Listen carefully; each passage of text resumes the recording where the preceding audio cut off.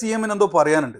Engineering ഗ്രാജുവേറ്റിന് ജോലി കൊടുക്കാൻ പറ്റിയ എത്ര പൊതുമേഖലാ സ്ഥാപനങ്ങളിലൂടെ BTech പാസ്സായി വരുന്ന ഒരു കുട്ടിക്ക്, ഒരു മെക്കാനിക്കൽ എഞ്ചിനീയറിംഗ് പാസ്സായി വരുന്ന ഒരു കുട്ടിക്ക് ജോലി കൊടുക്കാൻ ഇലക്ട്രിക്കൽ കേരളത്തിലെ പൊതുമേഖലാ സ്ഥാപനങ്ങളിൽ പഠിച്ചിറങ്ങി ആർക്കും ജോലി ചെയ്യാനുള്ള സാധ്യതകളില്ല, അവസരങ്ങളില്ല എന്നാണ് പറഞ്ഞിട്ടുള്ളത് CM.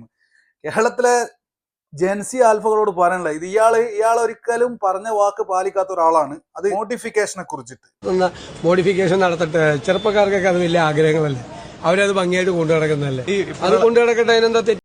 പിള്ളേര് മോഡിഫിക്കേഷൻ ചെയ്യട്ടെന്നേ.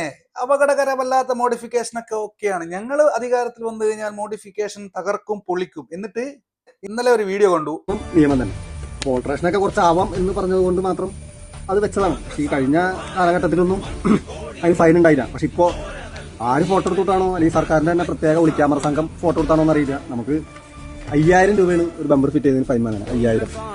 നിങ്ങൾക്ക് കേരളത്തിലെ പൊതുമേഖലാ സ്ഥാപനങ്ങളെ മുഴുവൻ തച്ചൊടച്ചുകൊണ്ട് അദാനി അംബാനി പോലുള്ള സ്വകാര്യ കുത്തകളെ കേരളത്തിലേക്ക് വിളിച്ചു കൊണ്ടുവരണം. അതങ്ങ് സ്ട്രെയിറ്റ് ആയിട്ട് അങ്ങ് പറഞ്ഞാൽ എല്ലാം കഴിഞ്ഞിട്ട് നാളെ നിങ്ങളോട് ജെൻസി കുട്ടികളോട് ഞങ്ങളെ തൊഴിലെവിടെ നിയോഗിക്കും ഇങ്ങനെ ആക്കി